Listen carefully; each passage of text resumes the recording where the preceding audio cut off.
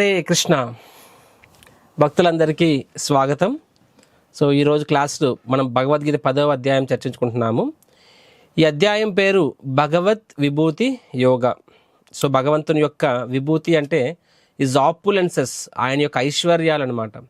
So ఈ అధ్యాయంలో నేను చెప్పాను కదండి, ముందే చాలాసార్లు చెప్పాను నేను. 9వ అధ్యాయము మరియు 10వ అధ్యాయము భగవంతుడు తన యొక్క అఫ్కోర్స్ 9వ అధ్యాయంలో భగవంతుని యొక్క హృదయం ఆవిష్కృతం అవుతుంది.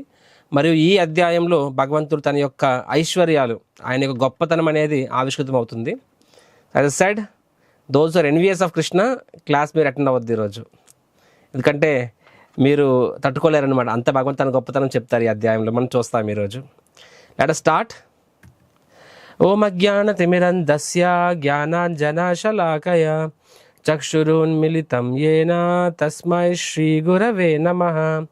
శ్రీచైతన్యమనోభీష్టం స్థాపితం యేన భూతలే స్వయం రూపా కదా మహ్యం దదాతి స్వపదాంతికం.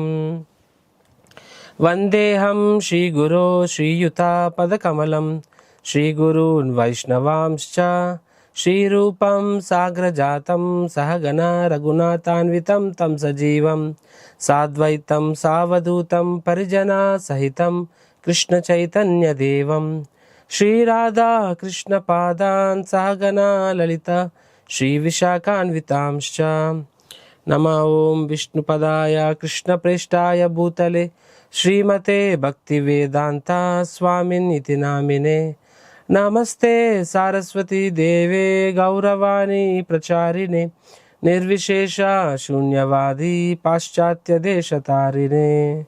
హే కృష్ణ కరుణా సింధో దీనబంధో జగత్పతే గోపేశ గోపికా కాంత రాధాకాంత నమోస్తుతే. తప్త కాంచన గౌరాంగీ రాధే వృందావనేశ్వరి వృషభానుసుతే దేవి ప్రణమామి హరిప్రియే. వాంఛాకల్పతరుభ్యశ్చ కృపా సింధుభ్య ఏవ చ పతితానాం పావనేభ్యో వైష్ణవేభ్యో నమో నమః. జయ శ్రీకృష్ణ చైతన్య ప్రభు నిత్యానంద శ్రీ అద్వైత గదాధర శ్రీవాసాది గౌరభక్తవృంద. హరే కృష్ణ కృష్ణ కృష్ణ హరే హరే హరే రామ రామ రామ హరే హరే. మూకం కరోతి వాచాలం పంగుం లంఘాయతే గిరిం యత్కృపాతమహం వందే శ్రీగురు దీనతారిణం. హరే కృష్ణ భక్తులందరికీ స్వాగతం. కృష్ణ కృపామూర్తి శిలా ఏసీ భక్తివేదాంత స్వామి ప్రభుపాద్కి జై. సో నిన్నటి అధ్యాయంలో భగవద్గీత 9వ అధ్యాయం రాజవిద్య రాజగుహ్య జ్ఞానం అని చెప్పి చూసుకున్నాము. ఫస్ట్ కృష్ణుడు అగైన్ ఈ యొక్క దివ్య జ్ఞానం అర్థం చేసుకోవడానికి అవసరమైన అర్హతలు చెప్తారు. ఏమని చెప్తారు? అనసూయవే అని చెప్తారు అనమాట. Right, first the qualification is that non envious అని చెప్పి. రెండోది శ్రద్ధ అని చెప్తారు. శ్రద్ధ అంటే ఫెయిత్ అని చెప్పి. తర్వాత భగవంతుడి యొక్క ఊహాతీత సంబంధాలు అంటే ఇన్కన్సీవబుల్ రిలేషన్షిప్స్ అని చెప్పి. అంటే జీవుడు మరియు జడ పదార్థము మరి భగవంతునికి మనకి ఉన్న బద్ధాన్ని అర్థం చేసుకోవడంలో మన యొక్క ఇన్కంపిటెన్సీ అని చెప్పి. ఆయన చెప్తే తప్ప మనకు అర్థం కాదు, స్వశక్తితో మనం అర్థం చేసుకోలేమనే విషయాన్ని భగవద్గీత చెప్తారు. తర్వాత తర్వాత భగవంతుడిని ఎవరు ఆరాధించారు అనే విషయం చెప్తారు. తర్వాత మహాత్ముల గురించి చెప్తారు. లాస్ట్లో భక్తి యొక్క మహిమలు చెప్తారు. అంటే భగవంతుడు తన భక్తుల్ని ఎంతగా ప్రేమిస్తాడో అనేది సెక్షన్ చెప్తారు. So last section is the essence of Bhagavad Gita. అంటే మనము నిన్న క్లాస్లో చాలామంది డివోటీస్ కూడా చాలా చాలా హార్ట్ఫుల్ మెసేజెస్ గ్రూప్లో కూడా షేర్ చేశారు, ప్లస్ పర్సనల్గా కూడా షేర్ చేశారనమాట. ఏ విధంగా భగవంతుడు యోగక్షేమం వహామ్యహం, ఎవరైతే మహాత్ములు ఉంటారో, మహాత్ములు అంటే భక్తులు, అనన్య భక్తులు అంటే వారికి భగవంతుడు తప్ప వేరే వాటి మీద ఆధారపడరు. వారికి ఒక చిన్న పిల్లవాడికి తల్లి తప్ప వేరే ఆధారం ఉండదు. ఈ జస్ట్ కొట్టిన తల్లే, తిట్టిన తల్లే, ప్రేమించిన తల్లే. కొట్టినా సరే మళ్ళీ తల్లి దగ్గరికి వెళ్తాడు. సిమిలర్లీ భగవంతుడు నన్ను ఆయన చూసుకున్నా సరే, బాహ్యంగా అపారెంట్లీ నన్ను చూసుకోకపోయినా సరే, నా కష్టాలు ఉన్నా సరే అలా అని చెప్పి భగవంతుడు దూరం అయిపోవడం అనమాట. సరే నాకు అనుకున్నది అయితే భగవంతుడి దగ్గరికి, అనుకున్నది కాకపోతే భగవంతుడి దగ్గర వేరే వ్యక్తి దగ్గరికి వెళ్ళిపోతాను. అలా కాదు. అనన్య భక్తి అంటే whether you whether you give me don't give me, నాకు మీరు నా కోరికలు తీర్చినా తీర్చకపోయినా సరే, నన్ను కష్టపెట్టినా సుఖపెట్టినా సరే, మీరే నా స్వామి, మీరే నా తండ్రి. అలాంటి వ్యక్తి అనన్య భక్తుడు అనిపించుకుంటాడనమాట. సో అలాంటి భక్తుడికి నీ భగవంతుడు చెప్తున్నాను ఎలా చూసుకుంటానని చెప్తున్నారు అక్కడ.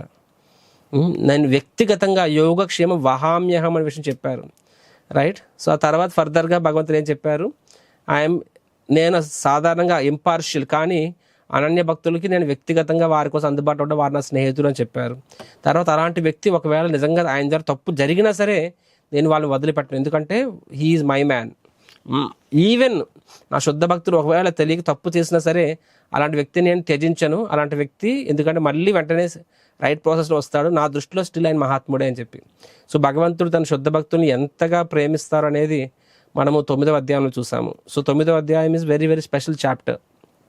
సో ఈరోజు అధ్యాయము 10వ అధ్యాయము భగవత్ విభూతి అని చెప్పి, అంటే భగవంతుని యొక్క ఐశ్వర్యాలు గొప్పతనం అని చెప్పి, రైట్. చూడండి ఈ అధ్యాయం గురించి, ఈ భగవంతు యొక్క ఐశ్వర్యాలు అనేది మనం 7వ అధ్యాయంలో చూసాము, రైట్. సో 7th చాప్టర్లో కూడా మనం చూసాము దీని గురించి, నాలెడ్జ్ ఆఫ్ ద అబ్సల్యూట్. భగవంతుడు మనకి చెప్తారు ఈ విషయంలో, తన యొక్క ఐశ్వర్యాలు చెప్తారు. 8th చాప్టర్లో కూడా చూస్తాము, కొంత చూస్తాము. 8th చాప్టర్ అంటే ముఖ్యంగా భగవంతుని ధామాన్ని ఎలా చేరుకోవాలనే విషయంలో చూస్తాము. నిన్నటి అధ్యాయంలో కూడా మన భగవంతుడి ఐశ్వర్యాలు చూసాము. అంటే 7వ అధ్యాయంలో చెప్పాడు భగవంతుడు తన గొప్పతనం గురించి చెప్పుకున్నారు, 9వ అధ్యాయంలో కూడా భగవంతుడు తన గొప్పతనం గురించి చెప్పుకున్నారు, మళ్ళీ ఈరోజు అధ్యాయంలో కూడా భగవంతుడు తన గొప్పతనం చెప్పుకుంటున్నారు అనమాట. సో అంటే ఇట్స్ ఎ రిపిటేషన్, కానీ ప్రతిసారి భగవంతుడు కొత్త విషయాలు చెప్తున్నారు. నిన్నటి అధ్యాయంలో కూడా చెప్పుకున్నారు కదా, భగవంతుడు తన యొక్క ఐశ్వర్యం చెప్పుకున్నారు కదా.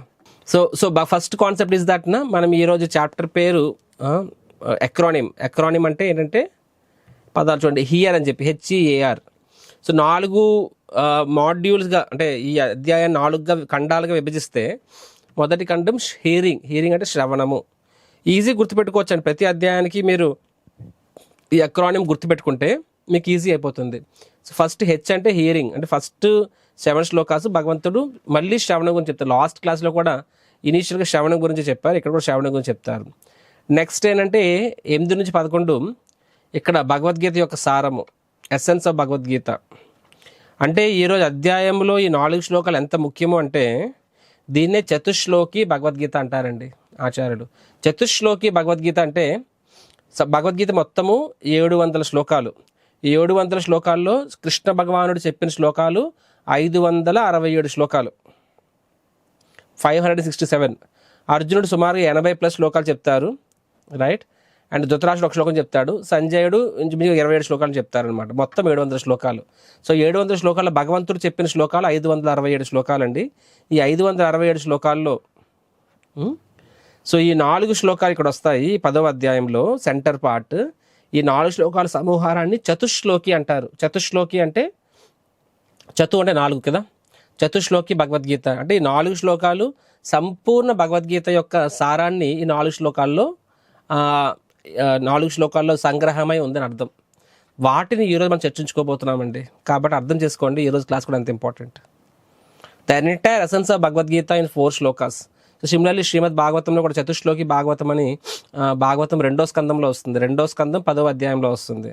సిమిలర్గా భగవద్గీతలో 10వ అధ్యాయంలో వస్తుంది, ఎక్కడ కూడా 10వ అధ్యాయంలోనే వస్తుంది చతుశ్లోకి భగవద్గీత, రైట్, ఎసెన్స్. తర్వాత 3వ సెక్షన్ ఏ అని చెప్పి, ఇక్కడ అర్జునుడు ఈ అధ్యాయంలో అర్జునుడు మొదటిసారిగా కృష్ణుణ్ణి, ఇంతవరకు కృష్ణుణ్ణి గురువుగా కృష్ణుణ్ణి స్వీకరించాడు అర్జునుడు, రైట్. సో అంతకుముందు భగవద్గీతగా ప్రారంభం ముందు అర్జునుడు కృష్ణుణ్ణి స్నేహితుడుగా పరిగణించాడు, ఒక బంధువుగా, స్నేహితుడిగా. అర్జున నోస్, ఎప్పుడు కూడా తెలుసు అర్జునుడికి కృష్ణుడు ఈజ్ సుప్రీం లార్డ్ అని చెప్పి. కానీ వ్యవహారికంగా అర్జునుడు ప్రతిరోజు కృష్ణుడు పూజ చేసేవాడు కాదు. ఆయన భావం ఏంటంటే సాఖ్య భావం.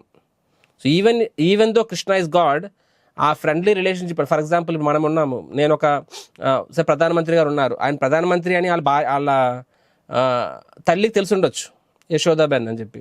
సో తన తల్లికి ఆయన ప్రధానమంత్రి తెలిసి ఉండొచ్చు, కానీ తన వ్యవహారంలో తను ప్రధానమంత్రి ఎప్పుడో తప్ప గుర్తు చేసుకోదు. తన వ్యవహారంలో ఎలా ఉంటుందంటే తన తండ్రి, తన కొడుకు అనే భావంలోనే ఉంటుంది, అంతే తప్ప. సిమిలర్లీ చంద్రబాబు నాయుడు గారు ఉన్నారు మాట వరుసకి, తన మనవడు ఉన్నాడు దేవాంశ్ అని చెప్పి. ఆ పిల్లవాడికి ఆయన తాత అంతే. ఆయన ముఖ్యమంత్రినా, ప్రధానమంత్రినా, ఎన్డీఏనా, ఇవన్నీ అనవసరం ఆయనకి. సో డైలీ ఇంటరాక్షన్స్ ఎలా ఉంటాయంటే నా తాత తాత తాత అన్నట్టుగానే. సినిమా మనం అర్థం చేసుకోవాల్సింది, పాండవులు కృష్ణుడిని they know back of their minds ఈయన స్వయాన పరబ్రహ్మ పరంధామ అని చెప్పి, అయినా సరే నార్మల్ ఇంటరాక్షన్స్లో వారు తమ బంధువుగానే పరిగణించేవారు అనమాట. That relation use to be like that only. ఎందుకంటే కృష్ణుడికి అలా ఇష్టం, మీరు అర్థం చేసుకోవాలి. కృష్ణుడికి కృష్ణ మనం మహాభారతం చూసినా సరే, భాగవతం చూసినా సరే, కృష్ణుడు పాండవులతో కానీ తన స్నేహితులతో కానీ వాళ్ళు తనని భగవంతునిగా పరిగణించాలని చెప్పి అలా వ్యవహరించేవాడు కాదు. సో కుంతిదేవి కృష్ణుడికి తెలుసు స్వయం దేవుడు అని చెప్పి, ప్రతిసారి కృష్ణుడు కనిపించగానే ఒక భయం ఉండేది ఆవిడకి, కానీ వ్యవహారికంగా తన మేనలుడుగానే పరిగణించేది అనమాట. ఎందుకంటే ఆవిడికి ఆ భావము అంత రిలేషను ప్లస్ కృష్ణుడికి కూడా అలా ఉండడమే ఇష్టం అనమాట. Krishna is also person. ప్రతి ఒక్కరు తనని యశోదమాత never treat Krishna as son. అంటే ఆవిడ వాత్సల్య భావం ఎంత ఎక్కువ అంటే దేవుడు అనే విషయం ఆవిడకి పక్కకి వెళ్ళిపోతుంది పూర్తిగాన. యోగమాయ, కృష్ణుడు యోగమాయలో పెడతాడు సో దట్ వాళ్ళు దేవుడు అనే విషయాన్ని మర్చిపోతారనమాట. సిమిలర్గా పాండవులు కూడా బై డిఫాల్ట్ కృష్ణుడు స్వయాన నారాయణుడు అనే విషయాన్ని వాళ్ళు మర్చిపోతారు వాళ్ళు చాలాసార్లు. ఈ రాక్షసులు మహామాయలో ఉన్న వాళ్ళు చూడండి, యోగమాయ మహామాయ. మహామాయలో ఉన్న వాళ్ళకి వాళ్ళు భగవంతుని మర్చిపోతారు దేవుడు అని చెప్పి. రాసి పెట్టుకోండి దీన్ని please. So those who are in Mahamaya, నిన్న క్లాస్లో మీకు చెప్పాను మహామాయ యోగమాయ అని చెప్పి. మహామాయ అంటే భౌతిక ప్రకృతి, యోగమాయ అంటే దైవీ ప్రకృతి అని చెప్పి. సో అంటే బద్ధజీవులు మహామాయ ప్రభావంలో ఉంటారు. ఆ మహామాయ ప్రభావంలో వాళ్ళు భగవంతుని వాళ్ళు మర్చిపోతారు. యోగమాయ అంటే శుద్ధ భక్తులు ఎలా ఉంటారంటే, శుద్ధ భక్తుల్లో కూడా టాప్ కేటగిరీ వాళ్ళు భగవంతుని ఎంతగా ప్రేమిస్తారంటే భగవంతుని ఒక సంబంధాన్ని ఏర్పరచుకుంటారు. అండ్ ఆ సంబంధం ఎంత గాఢమైనది ఉంటుందంటే ఆ సంబంధం, ఆ యోగమాయ అనేది కూడా వాళ్ళని భగవంతుని మర్చిపోయేలా చేస్తుంది. ఎందుకంటే వాళ్ళు కృష్ణుడితో ఆ సంబంధం, ఇప్పుడు ఫర్ ఎగ్జాంపుల్ యశోదామాత కృష్ణుడితో కృష్ణుడు నా కొడుకు అనే ఫీలింగ్లో ఉండాలనుకున్నప్పుడు అక్కడ కృష్ణుడు దేవుడు అనే ఎలిమెంట్ ఆవిడకి డిస్టర్బెన్స్ అక్కడ అది. సో యోగమాయ ఏం చేస్తుంది, ఆవిడని మర్చిపోయేలా చేస్తుంది అనమాట. సిమిలర్గా బద్ధజీవులు అనేవాళ్ళు వాళ్ళు ఎంజాయ్ చేయాలనుకుంటారు కాబట్టి దేవుడు లేడు అనుకోవాలనుకుంటారు అనమాట. కాబట్టి మహామాయ వాళ్ళని ఇతను దేవుడు కాదు అని ఒక కవర్ చేసేస్తుంది వాళ్ళ ఇంటెలిజెన్స్ని. సో మహామాయ కూడా కృష్ణుడు మర్చిపోయేలా చేస్తుంది, యోగమాయ కూడా మర్చిపోయేలా చేస్తుంది. మహామాయ ఎందుకు మర్చిపోయేలా చేస్తుంది, సో దట్ బద్ధజీవి వాడు ఇండిపెండెంట్గా ఎంజాయ్ చేయాలి కాబట్టి. యోగమాయ మర్చిపోయేలా చేస్తుంది, ఎందుకు చేస్తుంది అంటే శుద్ధ భక్తులు కృష్ణుడితో ఒక సంబంధం ఏర్పరచుకోవాలనుకుంటున్నారు కాబట్టి ఆ సంబంధం, for example you want to be a lover, you want to be a friend, you want to be A father, you want to be my son. So అలాంటప్పుడు అక్కడ భగవంతుడు అనే ఎలిమెంట్ ఉన్నప్పుడు అక్కడ ఆ సంబంధాలు ఏర్పడవు అవి. సో అక్కడ యోగమాయ. అందుకని గోపబాలకులు కృష్ణుని ఫ్రెండ్లా చూస్తారు, గోపికలు కృష్ణుని లవర్లా చూస్తారు, యశోదమాత కొడుకులా చూస్తుంది. వీళ్ళెవ్వరూ భగవంతులా చూడరు, యోగమాయ ప్రభావం. So Mahamaya Yogamaya. Anyway Bhagavatam concept ఇక్కడ మీకు చెప్పాను. సో అర్జునుడు ఈ అధ్యాయంలో థర్డ్ సెక్షన్ ఏంటంటే యాక్సెప్టెడ్. ఈ అధ్యాయంలో అర్జునుడు అంతవరకు గురువు కింద స్వీకరించాడు కృష్ణుడిని. ఈ అధ్యాయంలో మొదటిసారిగా కృష్ణుడిని స్వయాన భగవంతుని కింద స్వీకరించి ఈ అధ్యాయంలో సరెండర్ అయిపోతారు. ఇంతవరకు అర్జునుడు సో సరెండర్ అయిపోతాడు ఫర్దర్గా. అండ్ లాస్ట్ సెక్షన్ ఏంటంటే భగవంతుడు ఇక్కడ రివీలేషన్, తన యొక్క ఐశ్వర్యాలను చెప్తారు. లాస్ట్ మీకు చూస్తే ఇక్కడ 24 శ్లోకాల్లో మనము ఈ ఫస్ట్ 3 వాటికి ఎక్కువ టైం ఇస్తాము, లాస్ట్ సెక్షన్ మనము క్విక్గా కవర్ చేస్తాము. All right. సో హియరింగ్, ఎంత ఎక్కువగా వింటే అంత ఎక్కువగా భక్తి యొక్క సేవలో స్థిరపడతాం. సో భగవంతుడు మళ్ళీ చెప్తున్నారు, ఓ అర్జున దయచేసి వినడం వల్ల ఏమవుతుంది, నీకు ఫర్దర్ ఆసక్తి ఏర్పడుతుంది అని చెప్తారు శ్లోక నెంబర్ 1లో. చూడండి, ఇది మళ్ళీ ఇంపార్టెంట్. యాక్చువల్గా మీకు ఫర్దర్గా కొన్ని కాన్సెప్ట్స్ రిపీట్ అయినట్టుగా అనిపిస్తూ ఉంటుంది, బట్ యాక్చువల్గా కృష్ణుడు దాన్ని మళ్ళీ ఎందుకు నొక్కి చెప్తారంటే అంత ఇంపార్టెంట్ కాబట్టి. ఈ లోకంలో కూడా మన అందరం కూడా ఈ కాన్సెప్ట్ చెప్తాను, వినండి జాగ్రత్తగా. సరే మొత్తం కవర్ చెప్తాను. సో శ్లోక నెంబర్ 2లో ఏం చెప్తారంటే కృష్ణుడిని, ఆయన యొక్క భగవద్గీత బోధనని అర్థం చేసుకోవడానికి మనకి కృష్ణుడి కృప అవసరం. 3వ శ్లోకంలో ఎలా పాపాల నుంచి బయటపడాలి, 4వ శ్లోకంలో అన్ని గుణాలు భగవంతుడి నుంచి సృష్టింపబడ్డాయి అని చెప్పి. So let us discuss this shloka first. నమే విదు సురగణ ప్రభవం నా మహర్షయ అహం ఆదిర్హి దేవానాం మహర్షీనాం చ సర్వశః. భగవంతుడు ఏమంటున్నారంటే నమే విదు, సురగణ, విదు అంటే తెలుసుకోలేరు అని చెప్పి, తెలుసుకోవడం, నా అంటే తెలుసుకోలేరు, మే నన్ను తెలుసుకోలేరు. ఎవరు తెలుసుకోలేరంట? సురగణ అంటే దేవతలు తెలుసుకోలేరు. మరియు మహర్షయ, గొప్ప గొప్ప ఋషులు మునులు కూడా తెలుసుకోలేరంట. ఎందుకు తెలుసుకోలేరంట? అరే దేవతలు, గొప్ప గొప్ప ఋషులు మునులు కూడా అర్థం చేసుకోలేరు అర్జున అని చెప్తున్నారు అనమాట ఇక్కడ భగవంతుడు. ఫస్ట్ ఒకళ్ళు ఏం చెప్పారు? నేను చెప్తాను నువ్వు నేర్చుకో అని చెప్పారు. నేను చెప్తాను నువ్వు విను నేర్చుకో అని చెప్పారు. నెక్స్ట్ ఒకళ్ళు ఏం చెప్పారు? ఇప్పుడు నువ్వు తెలుసుకో అని చెప్తున్నారు అర్జున్ని, తెలుసుకో అని చెప్తున్నారు ఇక్కడ. నెక్స్ట్ ఒకళ్ళు ఏం చెప్తున్నారంటే దేవతలు కూడా తెలుసుకోలేరు, ఋషులు తెలుసుకోలేరు, ఎవరు తెలుసుకోలేరు అని చెప్తున్నారు అనమాట.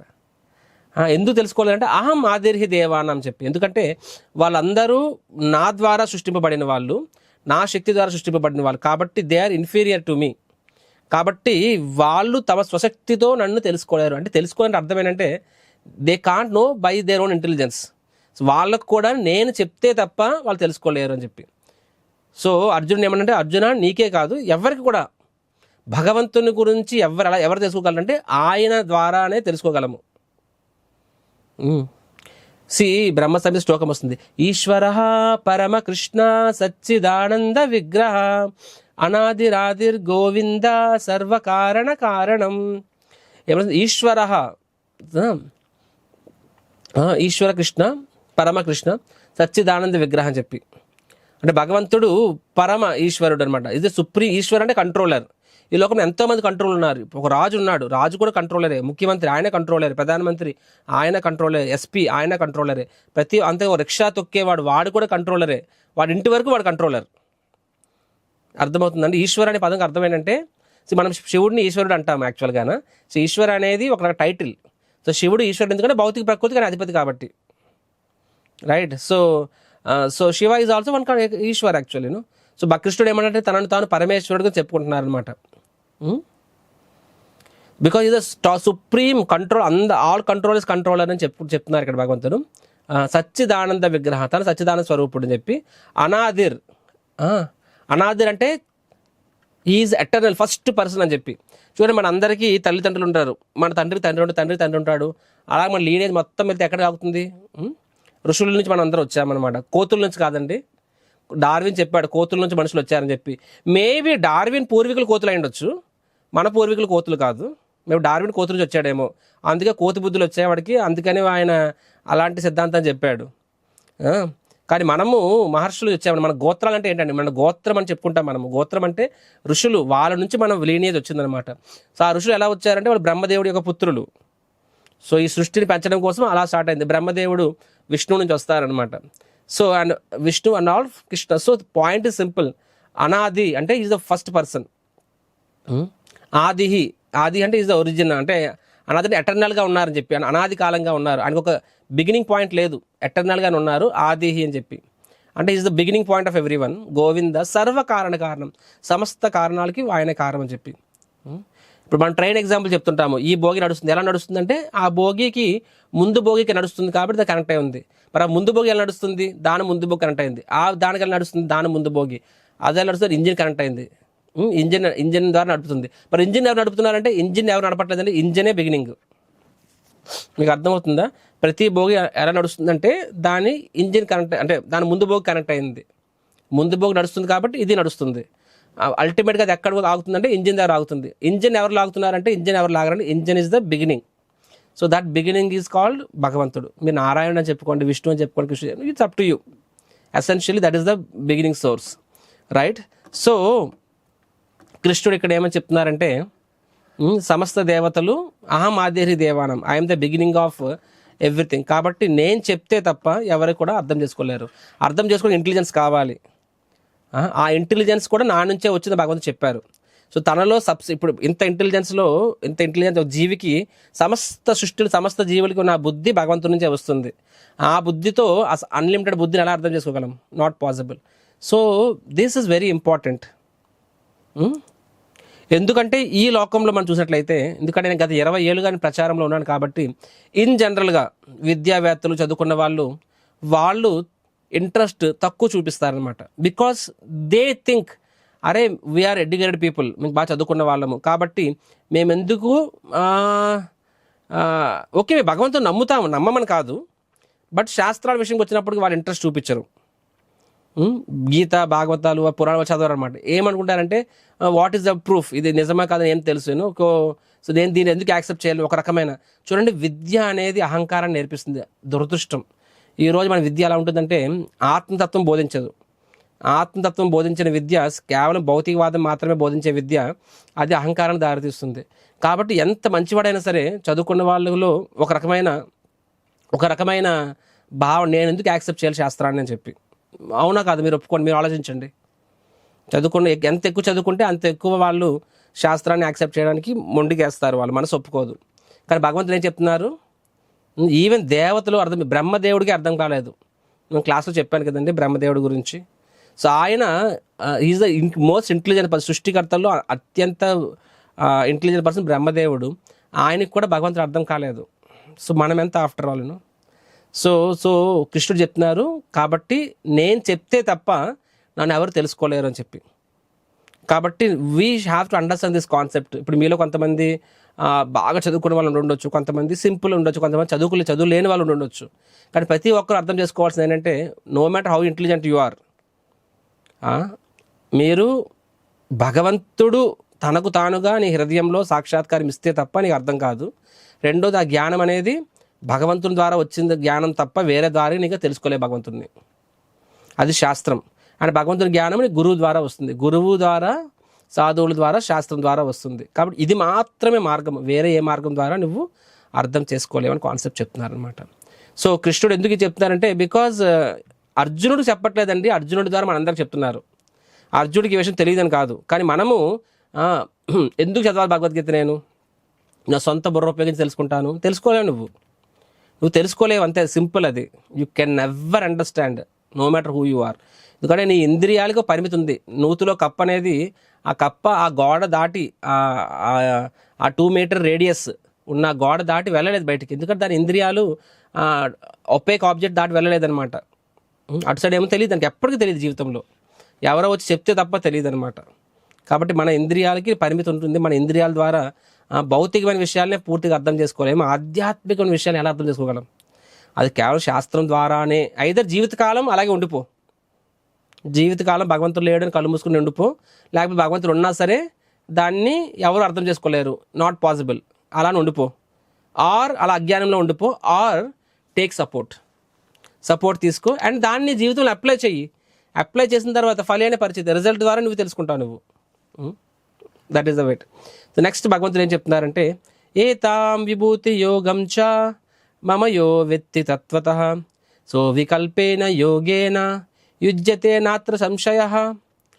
నా ఈ దివ్య విభూతిని, యోగశక్తిని యథార్థంగా ఎరిగినవాడు నా విశుద్ధ భక్తియుక్త సేవలో నియుక్తుడు కాగలడు, ఈ విషయం నా ఎట్టి సందేహం లేదు అని చెప్పి. చూడండి, భగవంతుడు యాక్చువల్గా 3, 4, 5 శ్లోకాల్లో ఏం చెప్తున్నారంటే, ఆయన చెప్తున్నారు యాక్చువల్గా ఈ ఋషులు, మునులు అందరూ నానుంచే వచ్చారు, దేవతలు నానుంచే వచ్చారు, తర్వాత మంచి గుణాలు నానుంచే వచ్చాయి, చెడు గుణాలు కూడా నానుంచే వచ్చాయని చెప్తున్నారు అనమాట. So see both is telling. నిన్న 2-3 డేస్ ముందు మీరు ఎవరో క్లాస్లో అడిగారు క్వశ్చన్, ప్రభుజీ మనలో అన్నీ మనం భగవంతుడి నుంచి వచ్చినప్పుడు, అన్నీ భగవంతుడు ఎప్పుడు చేసినప్పుడు చెడు కూడా ఆయన నుంచే వస్తుంది కదా, సో దాన్ని మనం ఎందుకు అంటే భగవంతుడు మనం చెడు అంటే దట్ మీన్స్ బ్యాడ్ కూడా భగవంతుడి నుంచే వస్తుందా అని చెప్పి నేను చెప్పాను. దాని సమాధానం ఏం చెప్పాను, ఎవరైనా చెప్తారా నాకు? ఎనీహో టైం లేదు, నేనే చెప్పేస్తాను. ప్రభుత్వమే హౌసింగ్ కాలనీస్ కట్టిస్తుంది, జైలు కట్టిస్తుంది. దాని అర్థము ప్రభుత్వం 2 ఇచ్చింది కాబట్టి మనం జైల్లో కూడా ఉండొచ్చు అని కాదు. కానీ ప్రభుత్వానికి తెలుసు కొంతమంది ఖచ్చితంగా ప్రభుత్వ నియమాలను పాటించరు, వాళ్ళు క్రిమినల్ లాస్లోకి వెళ్తారు, వాళ్ళ కోసం జైల్స్ కట్టిస్తారు. దాని అర్థం భగవంతుడు జైలుని ప్రమోట్ చేస్తున్నారని కాదు. కాబట్టి ఈ లోకంలో స్వతంత్రం అనేది జీవికి ఎప్పుడూ ఉంటుంది. కాబట్టి మంచి చేయాలన్నా చెడు చేయాలన్నా ఆ స్వతంత్రం జీవికి ఉంటుంది. కాబట్టి ఆ చెడు అనేది కూడా జీవి దగ్గర ఉంటుంది. జీవి దగ్గర ఉందంటే అది భగవంతుడు చూస్తుంది అది. సో కానీ దాని అర్థం భగవంతుడు దాన్ని ప్రమోట్ చేస్తున్నాడని కాదు, దాని అర్థం దాన్ని భగవంతుడు ప్రమోట్ చేస్తున్నాడని కాదు, రైట్? సో ఇక్కడ ఏం చెప్తున్నారంటే, నా ఈ దివ్య విభూతి యోగశక్తి, ఎవరైతే నా యొక్క ఇప్పుడు భగవంతుడు చెప్పబోతున్న కాన్సెప్ట్స్ దివ్య విభూతి అంటే అన్లిమిటెడ్ ఆపులెన్సెస్, అది ప్లస్ నా యొక్క శక్తి ఎవరైతే యథార్థంగా తెలుసుకుంటారో అటువంటి వ్యక్తి 100% విశుద్ధ భక్తుడు అయిపోతాడని చెప్తున్నారు అనమాట. ఆ విషయంలో ఎటువంటి సందేహం లేదు అని చెప్తున్నారు. నెక్స్ట్ శ్లోక వెరీ ఇంపార్టెంట్ శ్లోక, భగవద్గీత యొక్క చెప్పాను కదా చతుశ్లోకి భగవద్గీత అని చెప్పి చూద్దాం. చూడండి. సో కృష్ణుడు ఐశ్వర్యాలు తెలుసుకోవడం వల్ల ఫలితం ఏమిటి, శుద్ధ భక్తి అంటే ఏమిటి అంటే 10, 8, 9, 10, 11 ఈ 4 భగవద్గీత యొక్క సారం అండి. ఇప్పుడు స్టార్ట్ చేయబోతున్నాం మనము. రైట్, స్టార్ట్ చేయబోతున్నాం. జాగ్రత్త వినండి. ఈ 4 శ్లోకాలు మనం బైహార్ట్ చేయాలండి. ఈ 4 శ్లోకాలు మనం బైహార్ట్ చేస్తే బాగుంటుంది. 8th శ్లోక, అహం సర్వస్వ ప్రభవో అహం సర్వస్వ ప్రభవో మత్తః సర్వం ప్రవర్తతే మత్తః సర్వం ప్రవర్తతే ఇతి మత్వా భజంతే మాం ఇతి మత్వా భజంతే మాం బుధా భావ సమన్వితః బుధా భావ సమన్వితః. భగవంతుడు ఏమంటున్నారంటే అహం సర్వస్వ ప్రభవో, ఎవ్రీథింగ్ ఎమినేట్స్ ఫ్రమ్ మీ, మొత్తం నా నుంచే వస్తుంది. మత్తః సర్వం ప్రవర్తతే అని చెప్పి, నేను అన్నిటికీ మూల కారకము, అన్నిటికీ నేనే మూలాధారము, అన్నీ నా నుంచే వస్తున్నాయి. ఈ రెండు ఇంచుమించుగా సేమ్ లైన్సే, బట్ దర్ ఇస్ డిఫరెన్స్. అంటే ఏం చెప్తున్నారు, ఎవరైతే ఇతి మత్వా భజంతే మాం, ఎవరైతే ఈ విషయాన్ని తెలుసుకుంటారో ఏమని చెప్తున్నారు, బుధా భావ సమన్విత, అటువంటి వ్యక్తి భావ సమన్విత అని చెప్పి, అంటే సంపూర్ణ హృదయంతో భావంతో నన్ను పూజిస్తారని చెప్తున్నారు అన్నమాట భగవంతుడు. Is telling that one who knows this, ఎవరైతే తెలుస్తుందో వాళ్ళు నన్ను పూజిస్తారని చెప్తున్నారు అనమాట. అదే అంటున్నాను, యాక్చువల్గా మనకి ఎంత తెలిస్తే ఆయన నుంచి మొత్తం వస్తుంది, అంతా ఆయన దాని ద్వారా అని చెప్పి. ఇప్పుడు మన చిన్నప్పుడు కొన్నిసార్లు సినిమాలు చూస్తామన్నమాట. సినిమాలు చూస్తుంటాం, అందులోని సో ఒక ఇంట్లో ఒక అమ్మాయి ఉంటుంది, చిన్నప్పటి పెరిగి పెద్ద అవుతుంది, తన తల్లిదండ్రులు ఉండరు, మేబీ ఏదో కారణం అయి ఉండొచ్చు, ఇంట్లో ఒక పని మనిషి ఉంటారు, అండ్ తనకి ఎవరో తెలియకుండా మనీ ఆర్డర్ వస్తుంది, ఆ మనీ ఆర్డర్తో చదువుతుంది, తెలియకుండానే ఆవిడకి పెద్ద ఎవరో మంచి కాలేజ్లో చూసి సీట్ ఇప్పిస్తారు, పెద్ద ప్రయోజనాలు అవుతుంది. ఆల్ త్రూ అవుట్ ఇంట్లో పని మనిషి ఉంటే పని మనిషి అని చూసుకుంటూ ఉంటుంది. సో ఆవిడ పని మనిషి పట్టించుకోదనమాట, పట్టించుకోదు, ఎప్పుడు ఇన్సల్టింగ్గా మాట్లాడుతుంది. కానీ ఆ పని మనిషి అలాగే పనిచేస్తున్నారనమాట, అన్ని రకాల సహాయం చేస్తున్నారు. తర్వాత మంచి ఉద్యోగం వస్తుంది, మంచి సంపద వస్తుంది, మంచి సొసైటీ నేమ్ ఫేమ్ వస్తుంది, అండ్ అన్నీ కూడా ఆటోమేటిక్గా అవుతున్నాయి. తర్వాత సడన్గా ఒక రోజు ఏదో అవుతుంది, ఆవిడ తెలుస్తుంది. ఏం తెలుస్తుందంటే, వాస్తవంగా ఎవరైతే నాతో పాటు ఉన్నారో, నాకు సహాయం చేస్తున్నారు ఇంట్లో మేడ్ సర్వెంట్ కింద, వాళ్ళు ఎవరో కాదు, స్వయాన నా తండ్రి, స్వయాన నా తండ్రి. కానీ ఆయన తన తండ్రి చెప్పుకోకుండా నా వెనకాతల నుంచి అన్నీ చేసి పెడుతున్నారు నాకు.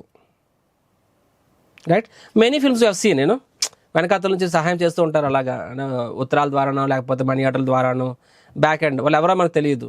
కానీ మన కంటికి కనిపించినప్పుడు వాళ్ళని తెలియక వాళ్ళని చాలా సమయం ఇన్సల్ట్ చేసి ఉంటాము, మనము అవమానించుంటాము, బాధ పెట్టుంటాము, ఇన్సెన్సిటివ్గా డీల్ చేసి ఉంటాము. కానీ ఏ రోజైతే మనకు తెలుస్తుందో ఈయనే ఆయన అని చెప్పి, ఇన్నాళ్ళు నన్ను కాపాడింది, నన్ను పోషిస్తుంది, నన్ను మెయింటైన్ చేస్తుంది, నేను సక్సెస్ అవ్వడానికి కారణం మొత్తం ఈయనే తెలిసిన రోజు నాడు, ఆ రోజు మనం ఎలా ఫీల్ అవుతాం ఆలోచించండి. How do you feel? మీరు ప్రతి ఒక్కరికి ఏదో సినిమా గుర్తుకొచ్చే ఉంటుంది, ఇలాంటివి మంచి 100ల కొద్ది ఫిల్మ్ స్టోరీస్ ఈ స్టోరీలైనా ఉంటుంది అనమాట. రైట్, ఎప్పుడైతే మనకి తెలుస్తుంది ఆ వ్యక్తి మన దగ్గరకు వచ్చిన మనం తరిమేస్తామేమో, కానీ తర్వాత తెలుస్తుంది అదే వ్యక్తి ఇన్నాళ్ళ నుంచి నా వెనకాతలు నాకు హెల్ప్ చేస్తున్న వ్యక్తి ఆయన అని తెలిసినప్పుడు మన హృదయం ఎంత ద్రవించిపోతుంది, మనం ఆయనకి దాసోహం అయిపోతాము, భక్తులం అయిపోతాం మనము.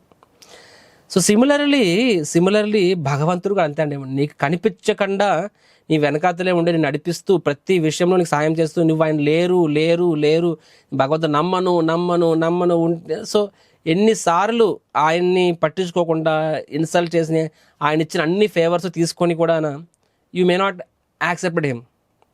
కానీ ఏ రోజైతే నీకు తెలుస్తుంది యాక్చువల్గా ప్రతిదానికి ఆయనే కారణం అని చెప్పి, ఈరోజు ఇన్నాళ్ళు మనకి అనిపిస్తుంది నేను చేశాను చెప్పి, ఈరోజు మనం ఇది చేస్తున్నాం, కానీ భగవంతుడు యొక్క బ్లెస్సింగ్స్ లేకపోతే నీ కాలు పనిచేయదు, చెయ్యి పనిచేయదు, కనీసం క్లాస్ మాట్లాడి చెయ్యి కూడా ఎత్తలేవు, నీ నోరు పనిచేయదు. అప్పుడేమైంది నీ వాగ్దాటి, అప్పుడేమైంది నీ స్కిల్. సో ఆయన ఇచ్చినప్పుడే మనం ఏమైనా చేయగలం, ఆయన ఇచ్చిన, otherwise you can't do anything. So ఆ విషయం మనకు అర్థమైన రోజు నాడు మనం ఎంత కృతజ్ఞత చూపిస్తాం. So that is what actual చెప్తున్నారు. అహం సర్వస్వ ప్రభవో మత్త సర్వం ప్రవర్తితే. అండ్ ఇది ఎవరైతే ఈ విషయం అర్థం చేసుకుంటారో ఏమని చెప్తున్నారు, దట్ అటువంటి వ్యక్తి భగవంతునికి కంప్లీట్గా ఆయన సరెండర్ అయిపోతాడు అనమాట. జీవుడు కేవలం కోరుకోగలడు అంతే, భగవంతుడు శాంక్షన్ చేస్తారు, ప్రకృతి చేపిస్తుంది. అది లేకుండా మనము ఏమీ చేయలేము. యాక్చువల్గా కోవిడ్ టైంలో నాకు బాగా గుర్తుకుంది, ఒక వ్యక్తి సంభవ సర్వైవ్ అయ్యాడనమాట. బయటకు వచ్చిన తర్వాత చెప్పాడు, ఏమన్నాడంటే అందరూ ఆయన మెచ్చుకున్నారు, థ్యాంక్ డాక్టర్లు బాగా చేశారని చెప్పి, అంటే దే థ్యాంక్ ద డాక్టర్స్. అంటే ఈ ఆర్టికల్ చాలా ఫేమస్ అయిందండి ఆ టైంలో, మీరు చాలామంది చూసే ఉంటారు. ఆయన ఏం చెప్పారంటే, నాకు యాక్చువల్గా నేను ఇప్పుడు బతికి బయటపడ్డాను, నేను ఇప్పుడు నాకు అర్థమైంది నేను ఎంతటి చెడ్డవాడను అని చెప్పి, ఐఎమ్ వెరీ బ్యాడ్ పర్సన్ చెప్పి అని కారణం చెప్పాడు. నేను ఇన్నాళ్ళు భగవంతుని నమ్మలేదు. సో ఈ రోజు నాడు అంటే అనుకున్నాను అన్ని నేను నా చేతిలో ఉందని, మై లైఫ్ అని చెప్పి. కానీ నేను ఎప్పుడైతే కోవిడ్ వచ్చిందో నేను శ్వాస కూడా పీల్చుకోలేకపోతున్నాను. నేను నా బాడీ కూడా నా కంట్రోల్లో లేదు. నాకు they put this what the call it as ఐసీయూలో పెడతారు కదా వెంటిలేటర్, ఎగ్జాక్ట్లీ. సో వెంటిలేటర్ మీద ద్వారానే వాడికి ఆక్సిజన్ అంటే వాడు లంగ్స్ పనిచేయలేదు. సో అలా వేసినందుకు 10 లక్షల రూపాయలు ఆయనకి ఫీజు కట్టారనమాట, ఫీజు కట్టాల్సి వచ్చింది. అంటే ఆ వారం రోజులు నాకు ఆక్సిజన్ ఇవ్వడం కోసము నాకు 10 లక్షల రూపాయలు వాళ్ళు ఛార్జ్ చేశారు. బయటకు వచ్చాను ఇప్పుడు, కానీ ఇప్పుడు నా లంగ్సే పనిచేస్తున్నాయి. సో అప్పుడు పనిచేయలేదు అది. సో దట్ మీన్స్ అది నా ఆధీనంలో లేవు, అవి ఎవరి ఆధీనంలోనే వేరే ఆధీనంలో ఉన్నాయన్నమాట. సో ఇన్నాళ్ళు నాకు నా బాడీ సపోర్ట్ చేసింది, ఆ ప్రకృతి సపోర్ట్ చేసింది, భగవంతుడు సపోర్ట్ చేశారు కాబట్టి నేను అన్నీ చేయగలిగాను. అప్పుడు కనీసం నేను ఐ నాట్ డన్ ఎనీథింగ్. అంటే మనమే ఆలోచించండి అబ్బాయి, చెయ్యి కాలు అన్నీ ఆడుతూ ఉంటే అంతే ఉంటుంది. భగవంతుడి విషయంలో మనం నిమిషము గంట స్పెండ్ చేయండి అంటే చేయము, ఒక 10 రూపాయలు ఇవ్వండి అంటే ఇవ్వము. అందులో ఒక్క అవయవం కొంచెం ప్రాబ్లం వచ్చేసరి అప్పుడు డాక్టర్లు లక్షలు అడిగినా ఇస్తాం అప్పుడు మనము.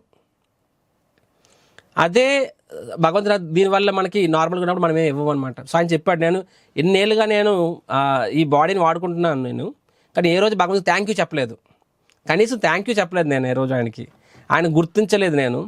కానీ ఈరోజు అందులో ఒక్క అవయవం కొంచెం ప్రాబ్లం వచ్చినప్పుడు డాక్టర్లకి ఇన్నిసార్లు అందరూ థ్యాంక్ యూ చెప్తున్నారు, నేను థ్యాంక్ యూ చెప్పాను, లక్షల రూపాయలు డబ్బులు మరి ఇచ్చాను అది. So but normal times I'm not doing anything. కానీ ఎప్పుడైతే వ్యక్తి అర్థం చేసుకుంటాడో యాక్చువల్గా భగవంతుడి కృప వల్లనే అంత నడుస్తుంది, అన్నిటికీ ఆయనే మూలాధారం తెలుసుకున్నప్పుడు అలాంటి వ్యక్తి అంటే జంతువు ఈవెన్ సింహం, రక్తం తాగే సింహం, పులులు కూడా వాళ్ళు తమ స్వామి అంటే ఎవరైతే వాళ్ళకి రోజు ఫుడ్ ఇస్తారో వాళ్ళ పట్ల బాగానే ఉంటాయి.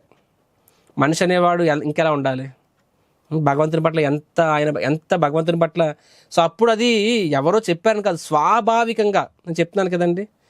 థింక్ ఆఫ్ సినిమా క్యారెక్టర్ను ఎప్పుడైతే తనకు తెలుస్తుంది నేను ఇలాగా అన్నిటి కారణం ఈ వ్యక్తి అని తెలిసిన రోజు నాడు అప్పుడు ఎంతటి ఫీలింగ్స్ వస్తాయి ఆ వ్యక్తి పట్ల. సో భగవంతుడు మనం యాజ్ వి రీడ్ భగవద్గీత, మనం భగవద్గీత చదువుతున్నప్పుడు మనకి భగవంతుడి మీద అలాంటి ఫీలింగ్ రావాలండి. ఇది ఫస్ట్ కాన్సెప్ట్, అహం సర్వస్సు ప్రభావం అని చెప్పి. సెకండ్ కాన్సెప్ట్, విశ్వాసం యొక్క 4 లక్షణాలు.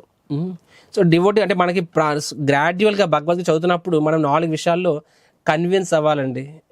ఈ యాక్చువల్గా దీని ప్రకారం ఈ 4 విషయాలు మీరు ఎంత కన్విన్స్, దాని ప్రకారంగా మీకు భగవంతుని మీద అంత అండర్స్టాండింగ్ ఉందని అర్థం.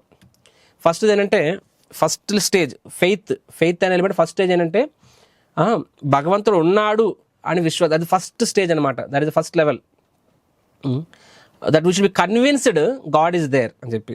ఎలాగంటే మనం చూడొచ్చు విశ్వం యొక్క అందమైన రూపకల్పన కృష్ణుడు ఉనికిపై మన విశ్వాసాన్ని నెలకొల్పడానికి ఉపయోగపడుతుంది. నిజంగా చదువుకున్న వాళ్ళు చాలాసార్లు they don't accept God scriptures, కానీ చదువుకున్నవాడు ఇంకా చెప్పాలంటే వాడు ఓపెన్ మైండెడ్ అయితే ఇంకా అర్థం అవ్వాలి వాడికి. ఎందుకంటే ఈ సృష్టిలో ప్రతిదీ కూడా ఎంత అద్భుతంగా సృష్టింపబడింది అండ్ ఎవ్రీథింగ్ ఇస్ సో ఆర్డర్గా ఉన్నాయి.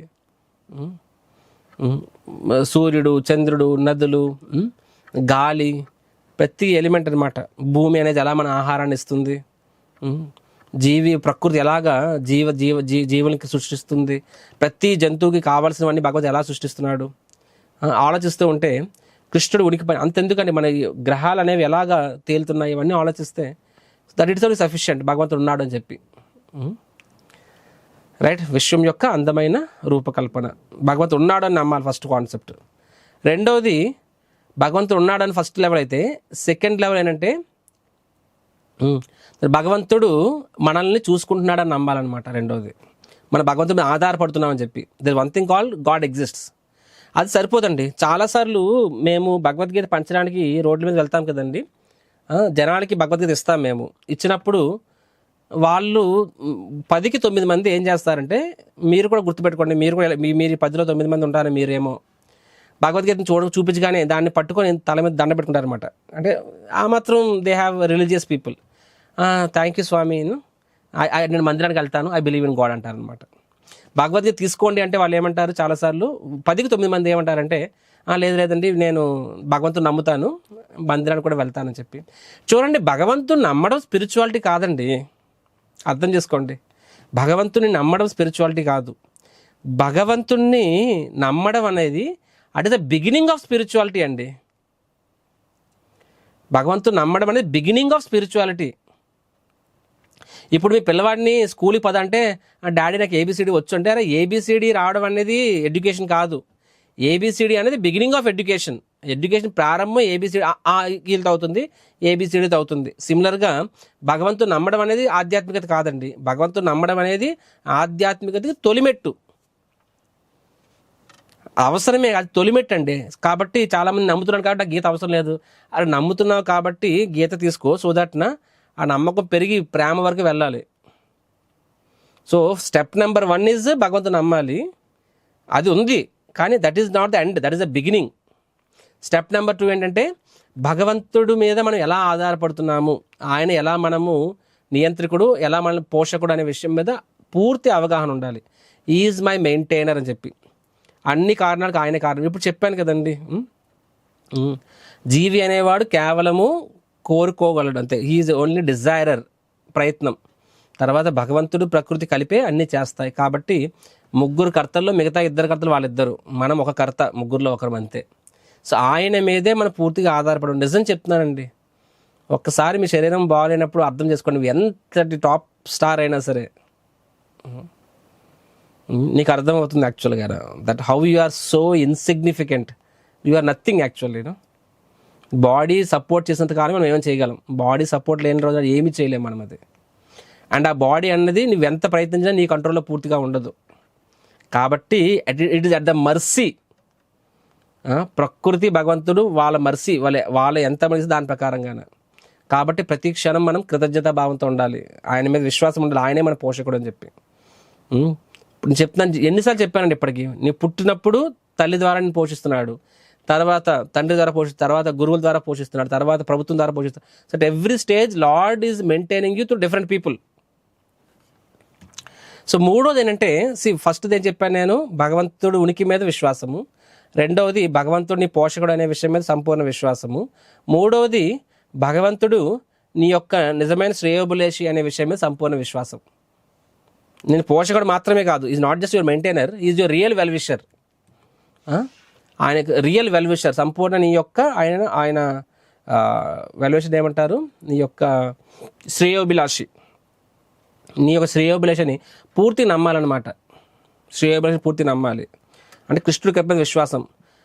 శ్రేయోభిలాష అంటే ఏంటంటే, నువ్వు ఆయన్ని గుర్తించినా గుర్తించకపోయినా సరే ఆయన నీ మంచిగా కోరుకుంటాడనమాట.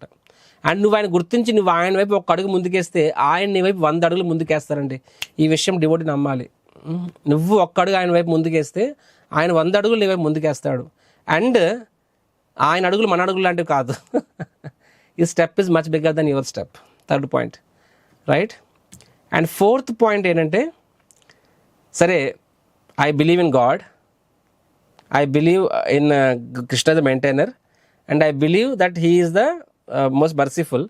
అంతేకాదు 4th important that and I believe in his decision making, ఆయన నిర్ణయం. ఎందుకంటే నాకేం కావాలో అనేది నాకన్నా ఆయనకి ఎక్కువ తెలుసు అనే విషయం మీద కూడా నమ్మకం ఉండాలి. అప్పుడే నిజమైన నమ్మకం. అదర్వైజ్ నీకు నచ్చినట్టు అవ్వకపోతే ఆయన చూసుకున్నట్టు కాదు, నచ్చినట్టు అయితే ఆయన చూసినట్టు కాదు. నువ్వు అడుగుతావు, కోరుకుంటావు, కొన్ని కోరికలు తీరచ్చు, కొన్ని తీరకపోవచ్చు.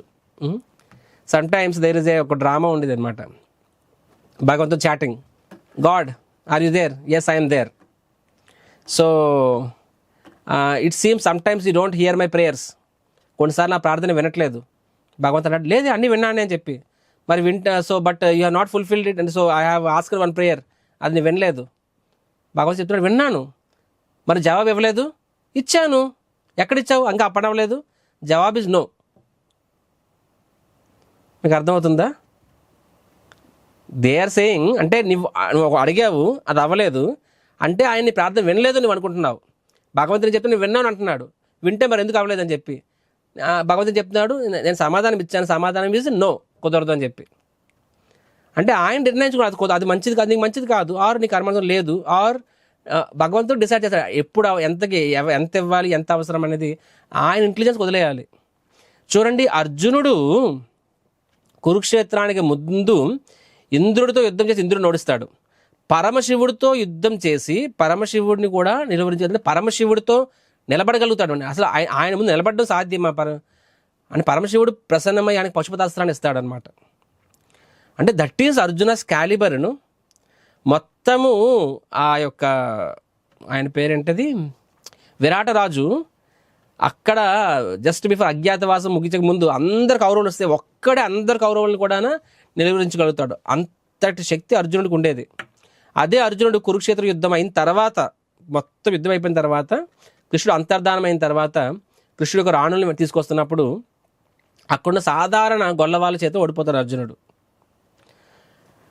అంటే కమాన్ యార్ సాధారణ వాళ్ళు ఏమీ యోధులు కాదు, ఆఫ్టర్ ఆల్ ఫార్మర్స్. 10 మంది చేతిలో అర్జునుడు ఓడిపోతాడనమాట. అరే ఒక్కడు 1,00,000 మందిని ఓడించగలిగే అర్జునుడు, దేవతలతో యుద్ధం చేయగలిగే అర్జునుడు సాధారణ వ్యక్తుల చేతిలో ఓడిపోతాడు. అండ్ అదే విషయాన్ని యుధిష్ఠిర మహారాజ్ చెప్తాడు. యుధిష్ఠిరుడు ముందు చెప్పి బాధపడతాడు. కానీ ఏమంటాడు తెలుసా, అర్జునుడు ఏమంటాడంటే జస్ట్ సి అని చెప్పి ఆయన ఏమీ కృష్ణుడు నిందించడు. హి సేస్ నాకు కృష్ణుడు సేవకు అవసరమైనప్పుడు కృష్ణుడు నాకు ఎంత శక్తిని ఇచ్చాడు, ఇప్పుడు ఆ సేవ అవసరం లేదు. అంటే ఇప్పుడు కృష్ణుడి సేవకు అప్పుడు అంత శక్తి అవసరము అంత ఇచ్చాడు, ఇప్పుడు కృష్ణుడి సేవకు అవసరం లేదు, ఆ శక్తిని తీసేసుకున్నాడు. అర్జునుడు ఏం బ్లేమ్ చేయట్లేదు ఇక్కడ, జస్ట్ కృష్ణుడు వాడుకున్నాడు. అవును కృష్ణుడు వాడుకున్నాడు నిన్ను, నువ్వు శుద్ధ భక్తుడు అయ్యి నువ్వు కృష్ణ నన్ను నీ సేవలో నియుక్తం చేయ అడిగావు కాబట్టి అప్పుడు నీకు సేవకు అవసరమైనప్పుడు నీకు ఎంత శక్తి అవసరం అంత ఇచ్చాడు. తర్వాత అవసరమైనప్పుడు అక్కడ దాన్ని కృష్ణుడు బయట దాన్ని వెనక్కి తీసుకుంటాడు. ఆయన ఇస్తాడు, ఆయన వెనక్కి తీసుకుంటాడు. మన అందరం చూసి నా జీవితంలో కూడా చూశాను, కొన్నిసార్లు నాకే అనిపించింది అనమాట. కోవిడ్ టైంలో ఫస్ట్ టైం నేనేనా అని చెప్పి, ఎందుకంటే ఆ టైంలో ఎంత అన్నదానం చేసి అన్ని పనులు నాకు తక్కువ టీంతో పీపీటీలు తయారు చేసి ఈ పీపీటీస్ చెప్పడానికి టైంతో తయారు చేసాం. మేము దీన్ని తయారు చేసి రోజు 3 బ్యాచ్లు చెప్పేవాళ్ళము. చెప్పి ప్యారల్గా టెంపుల్ కన్స్ట్రక్షన్ చేశాం. 4 నెలల్లో జగన్నాథ్ టెంపుల్ కట్టాను నేను. నాకు అనిపించింది నేను ఒక్కడిని ఎంత ఎలా చేయగలిగానని చెప్పి. ఆ పీపీటీస్ 6 క్లాసులు ఇప్పుడు మళ్ళీ వింటే నేనైనా ఇలా చెప్పాను అని చెప్పి నాకు ఎంత ఇంటెలిజెన్స్ ఉందా అని చెప్పి. సో భగవంతుడు ఆ మందిరాన్ని కట్టించాలనుకున్నాడు కాబట్టి అప్పుడు నా చేత నాకు ఇంటెలిజెన్స్ ఇచ్చాడు, అంతటి శక్తిని ఇచ్చాడు. అంతమంది కొన్ని వేల మందికి నేర్పించగలిగాను, వాళ్ళలో ప్రేరణ నింపగలిగాను. అండ్ వాళ్ళు మందిర నిర్మాణం సహాయం చేశారు నాకు. అండ్ ఇన్ని పనులతో కూడా కోవిడ్ టైంలో కూడా నేను మందిరాన్ని కట్టగలిగాను నేను. సో వెన్ హీ వాంట్స్, కృష్ణుడు సాధారణ వ్యక్తి చేత కూడా అద్భుతాలు చేయించగలడు. అవసరం లేనప్పుడు మళ్ళీ ఆ వ్యక్తి సాధారణంగా తయారవుతారనమాట. కాబట్టి ఎప్పుడు ఎవరికి ఎంత భగవంతుడు ఇవ్వాలి, ఎంత ఎంపవర్ చేయాలనేది ఆయన ఇష్టం అది. కాబట్టి డివోటీ అనేవాడు భగవంతుడు డిమాండ్ చేయడు, ఛాలెంజ్ చేయడు. ఆయన ఆరోగ్యం ఇస్తే ఆరోగ్యం తీసుకుంటాడు, అనారోగ్యం డబ్బులు ఇస్తే డబ్బులు తీసుకుంటాడు, పేదరికాన్ని తీసుకుంటాడు. What ever gives devotee will accept. ఏం కంప్లైంట్ చేయడు, డిమాండ్ చేయడు. ఎందుకంటే ఆయన నమ్ముతాడు, ఆయన నా శ్రేయోభిలాషి, ఆయన నా గురించి ఏం ప్లాన్ చేసినా సరే అది నా ప్లాన్ కన్నా కూడా మనము ప్లాన్ చేయాలి, చేయకూడదని కాదు. ఇప్పుడు నేను కృష్ణుడికి ఒక రకంగా సేవ చేయాలనుకుంటున్నాను, నేను విజయవాడలో 10 మందిని కట్టాలనుకుంటున్నాను, నేను అది నా ప్లాన్. సో భగవంతుడు ప్లాన్ ఉండొచ్చు, ఆయన ప్లాన్ నా ప్లాన్తో ఏకీభవించవచ్చు, వేరే ఉండొచ్చు. సో అకార్డింగ్లీ ఆయన నన్ను ఎంపవర్ చేయొచ్చు, చేయకపోవచ్చు. కాబట్టి నా ప్రయత్నం నేను చేస్తాను, ఆ తర్వాత ఆయన ఏ నిర్ణయం తీసుకున్నా శిరసా వహిస్తాం మేము. అది దిస్ ఈజ్ నిజమైన devotee. Devotee means he should be convinced Krishna knows better. నాకన్నా కృష్ణుడికి ఎక్కువ తెలుసు, ఏది మంచి ఏది చెడు ఆయనకు తెలుసు. కాబట్టి ఆయన నిర్ణయాన్ని మనము not with a గ్రడ్జింగ్ heart, with a loving heart. గ్రడ్జింగ్ అంటే దుఃఖంతో కాదు, అర్జునుడు దుఃఖంతో కాదు, ఆయన ఈ యాక్సెప్టెడ్ కృష్ణుడు ఇప్పుడు అవసరం లేదు, నన్ను సాధారణ వ్యక్తిలా మార్చేస్తాడు అని చెప్పి. అలాగా 4 స్థాయిలు. ఫస్ట్ది భగవంతుని అస్తిత్వం మీద నమ్మకం ఉండాలి. రెండవది భగవంతుడు మన పోషకుడు, ఆయనే నియంత్రకుడు, ఆయనే పోషకుడు నమ్మాలి. మూడవది ఆయన నిజమైన శ్రేయోభిలాషి నమ్మాలి. 4వది ఆయన నిర్ణయం కూడా మన నిర్ణయం కన్నా రైట్, ఆయన మనకన్నా మేధావి అని నమ్మాలన్నమాట. సో కాబట్టి 4 నమ్మినప్పుడు అది యాక్చువల్గా నిజమైన శరణాగతి. అంటే దట్ ఈస్ ద ప్రాక్టికల్ లెవెల్లో, that is the level this thing. Okay, next shloka. మచ్చిత్త మద్గత ప్రాణ బోధయంత పరస్పరం కథయంతశ్చ మాం నిత్యం తుష్యంతి చ రమంతి చ. భగవంతుడు చెప్తున్నారండి. సో 4 శ్లోకాలు, ఫస్ట్ శ్లోకం చూస్తాం కదా, అహం సర్వస్వ ప్రభు అని. శ్లోక నెంబర్ 2, మచ్చిత్త, నా భక్తుడు ఎలా ఉంటాడంటే చిత్త, ఆయన కాన్షియస్నెస్ మొత్తం నేనే నిండి ఉంటాను అని చెప్పి నా ఎందే నిమగ్నమై ఉంటాయి. చూడండి ఇది ఎలా సాధ్యం. చూడండి ఇక్కడ కృష్ణుడు చెప్తున్నది శుద్ధ భక్తుల గురించి చెప్తున్నారు. మనము ఈ స్థాయిలో లేము, కాకపోతే తెలుసుకోవాలి మనం ఏ స్థాయికి చేరుకోవాలని చెప్పి. ఇది ఎలా సాధ్యం అవుతుందంటే కాన్షియస్ ఎఫర్ట్స్. మళ్ళీ మనం వింటూ ఉండాలి. ఈరోజు మనం తిన్నాము అని చెప్పి రేపు తినడం మానేస్తామా? కొన్నిసార్లు రండి క్లాస్ వినండి అంటే ఆల్రెడీ వినిసాం ప్రభుజీను, భగవద్గీత 18 కోట్ల వినిసాం ప్రభుజీ, సర్టిఫికేట్ వచ్చింది ప్రభుజీ, ఈ కోర్స్ అయిన తర్వాత మేము చెప్తాము లెవెల్ 2కి రండి, టెంపుల్కి రండి, వారానికి ఒకసారి రండి అని చెప్పి. లేదు ప్రభుజీ భగవద్గీత చదివిస్తాం ప్రభుజీ, నేర్చుకున్నాం ప్రభుజీ, తెలుసు ప్రభుజీ అని చెప్పి చెప్పండి అంటే ఏం గుర్తుకుండదు. ఇప్పుడు గుర్తుకున్నా సరే ఇది మనము జ్ఞానం కోసం నేర్చుకోవట్లేదండి. జ్ఞానం అవసరమే, జ్ఞానం ఇస్ థియరీ. ఓకే ఇతను నా తల్లిని ప్రేమించాలి, థియరీ, కానీ యాక్చువల్గా ప్రేమించాలి కూడా కదా, యాక్టివిటీ కూడా ఉండాలి. సో మచ్చిత్త అంటే వాళ్ళ ఆలోచనలు, నా శుద్ధ భక్తుల ఆలోచనలు నా యందే నిమగ్నమై ఉంటుంది అని చెప్తున్నారు ఇక్కడ. ఇలా అవ్వాలి అంటే కంటిన్యూస్ హియరింగ్ ఇంపార్టెంట్ అండి. రుక్మిణీదేవి ఎగ్జాంపుల్ చెప్పాను కదండి. నారదముని నుంచి కృష్ణుడి గురించి కంటిన్యూస్గా వినడం వల్ల ఆవిడ ఎంతలా కృష్ణుడి పట్ల అట్రాక్ట్ అయిందంటే, కృష్ణుడు నా భర్త అయితే ఓకే, వేరే ఎవరు నా భర్త అయినా సరే నేను అక్కడే నా ప్రాణం వదిలేస్తానని చెప్పి, నా జన్మ కృష్ణుడు తప్ప వేరే ఎవరికి కూడా చెందకూడదు. The only object of my love should be Krishna, the only person whom I want to serve is Krishna, otherwise నా జీవితం అర్థం లేదని చెప్పి. సో మద్గత ప్రాణ అదే కదా అర్థం, వారి జీవితంలో సంపూర్ణంగా నా సేవ కొరకే అర్పణమై ఉండును అని చెప్పి. ఇది ఎలా సాధ్యం? మీరే ఆలోచించండి. ఇప్పుడు చిన్నపిల్ల ఒక ఇనిషియల్గా జనాలకి క్రికెట్ అంటే అంత పెద్ద ఇంట్రెస్ట్ ఉండకపోవచ్చు, కానీ దాని నుంచి నలుగురు నుంచి వింటారు, పేపర్లో మళ్ళీ చదువుతారు. నా వరకే చూసుకుంటే నేను 96-95 వరకు నాకు క్రికెట్ అంటే తెలియదు. 96 వరల్డ్ కప్ అప్పుడు క్రికెట్ చూడడం స్టార్ట్ చేశాను నేను అప్పుడు. సో అప్పుడు నేను అలా చూస్తుండేవాడిని, టెండూల్కర్ చూస్తుండేవాడిని. అండ్ ఐ రిమెంబర్ ఈ రోజు కూడా ఆయన ప్రతి ఇన్నింగ్స్ నాకు గుర్తుకుంది. తర్వాత పేపర్లో ఫోటో వచ్చేది, ఆ ఫోటో కట్ చేసుకునేవాడిని. పేపర్లో నా ఒక నోట్బుక్లో ఆయన stills, cover drives, square cuts, flick shots, pull shots అన్ని ఫొటోస్ పెట్టుకునేవాడిని. అలా చూసుకుంటూ ఉండేవాడిని. సో ఒక రకంగా ఆయన డివోటీ అయిపోయాను నేను ఆయన ట్రేడ్ మార్క్ స్ట్రైట్ డ్రైవ్ అని చెప్పి. సో అంటే కృష్ణుడిలో ఇస్కాన్కి వచ్చిన తర్వాత నాకు అర్థమైంది ఏంటంటే, ప్రతి జీవికి ఈ స్వాభావికమైన నేచర్ ఉంటుంది, ఎవరినో ఒకరిని ఇష్టపడడం అనే స్వాభావిక నేచర్ ఉంటుందండి. అది వాస్తవంగా జీవి కృష్ణుడి కోసం తప్పిస్తుంది.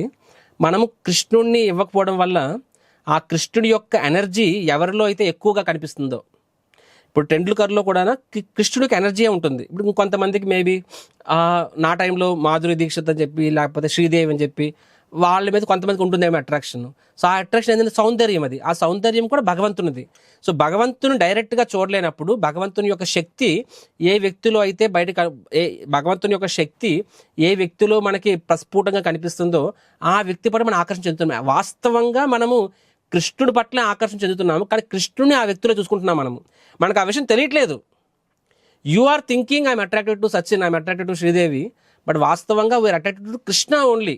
కృష్ణుడి పట్ల మనం ఆకర్షణ చెందుతున్నాము, కానీ ఆ కృష్ణుడిని గురించి తెలియక ఆ కృష్ణుడి యొక్క విభూతి అంటే ఆయన యొక్క శక్తి, ఐశ్వర్యము ఇంకొక వ్యక్తిలో మనకి ఒక కొంచెము అంటే ఇన్సిగ్నిఫికెంట్. ఇప్పుడు సూర్యుడు లేనప్పుడు మినుగురు పురుగులే మనకి వెలుతురు కనిపిస్తాయి, సూర్యుడు ఉన్నప్పుడు మినుగురు పురుగులు కనిపించవు. ఆ మినుగురు పురుగులకే మనం ఆకర్షణ చెందుతున్నాం అనమాట. కానీ ఒక్కసారి మన జీవితంలో సూర్యుడు వచ్చినప్పుడు ఆ మినుగురు పురుగులకు అస్తిత్వమే ఉండదు. కాబట్టి కృష్ణుడు మన జీవితంలో వచ్చినప్పుడు వేరే అసలు అస్తిత్వం ఉండదు. కానీ ఇన్ బిట్వీన్ కృష్ణుడు రాకముందు వాళ్ళు మన జీవితంలో ఎలా ప్రామినెంట్ అయ్యారంటే, వాళ్ళ గురించి చూడడము, వాళ్ళ గురించి వినడము, కామెంటరీ, అప్పుడు రేడియోలో వినేవాళ్ళం, కొన్నిసార్లు దూరదర్శన్లో చూసేవాళ్ళం. స్కూల్లో ఉన్న ఎప్పుడు స్కూల్ అయిపోతుంది, స్కూల్ అయ్యి అవగానే పరిగెట్టి బస్సు ఎక్కి ఇంటికి రా, అట్లీస్ట్ లాస్ట్ చూడవచ్చు అని చెప్పి. సో ఐఎమ్ షూర్ చాలామంది నాలాగా ఇప్పుడు నేను చెప్తుంది రిలేట్ చేయగలుగుతుంటారు. ఎలా అయింది, ఒకప్పుడు లేదు, తర్వాత ఇంత పిచ్చి ఎలా వచ్చింది అంటే because we are invested in that, మనం వాటి మీద ఇన్వెస్ట్ చేసాం కాబట్టి. సిమిలర్గా స్పిరిచువల్ లైఫ్లో కూడా మనం ఇన్వెస్ట్ చేయకపోతే మనకు ఆ హార్ట్ రాదండి. We have to invest. కాబట్టి అందుకని శాస్త్రం చెప్తుంది, నష్టప్రాయేషు అభద్రేషు నిత్యం భాగవత సేవ అని చెప్తుంది. ఎవరు కూడా రాకెట్ సైన్స్ ఏం కాదండి, ఎవరు ఆకాశం నుంచి ఓడిపడలేదండి. మనకి ఫస్ట్ ఆఫ్ ఆల్ థియరటికల్గా అండర్స్టాండ్ అవ్వాలి, హీఈస్ మై ఫాదర్ అని చెప్పి. నేను చెప్పాను కదండి, ఎన్నాళ్ళ నుంచి మనకు హ్యాపీగా ఉన్నామంటే దాని వెనకాల ఒక మనిషి ఉన్నాడు. ఎప్పుడైతే ఆ మనిషి గురించి తెలుసుకుంటామో మనము ఆయనకి ఫ్యాన్స్ అయిపోతాం ఆటోమేటికల్లీ. సో తర్వాత ఫర్దర్గా ఆయన గురించి తెలుసుకోన్నప్పుడు రెగ్యులర్గా మన గీత భాగవతం చదువుతున్నప్పుడు వినడం ద్వారా ఏమవుతుంది, వీ విల్ ముఖ్యంగా నామం జపం చేయడం ద్వారా మన హృదయం పరిశుద్ధమై న్యాచురల్ అయస్కాంతము ఇనుము ఎలా అట్రాక్ట్ అవుతుందో ఇనుముకి ఫైలింగ్ అవుతుంది కాబట్టి అట్రాక్ట్ అవుతుంది. సో బై డిఫాల్ట్ ఆ వ్యక్తి ఇప్పుడు మాలాగా సాధువులు అవ్వాల్సిన అవసరం లేదండి. సాధారణ గృహస్థుడైనా సరే వాళ్ళు నిరంతరం కూడా వాళ్ళ మనస్సు, వాళ్ళ శరీరం ఎక్కడైనా ఉన్ని కానీ వాళ్ళ మనస్సు అంతా కూడా కృష్ణుడితోనే ఉంటుందండి. మచ్చిత్త మద్గత ప్రాణ, వారి జీవితం కేవలం కృష్ణుడి కోసమే అర్పణమై ఉంటుంది. బాహ్యంగా నేను చెప్పాను కదా, బాహ్యంగా ఏమన్నా సరే so internally their heart is for Krishna. వాడు ఉద్యోగం చేస్తున్నాడు, సంపాదిస్తాడు, 3 BHK అపార్ట్మెంట్ కట్టుకుంటాడు, కారు కొనుక్కొని కానీ వాడు జీవిత గమ్యం అయితే కృష్ణుడే.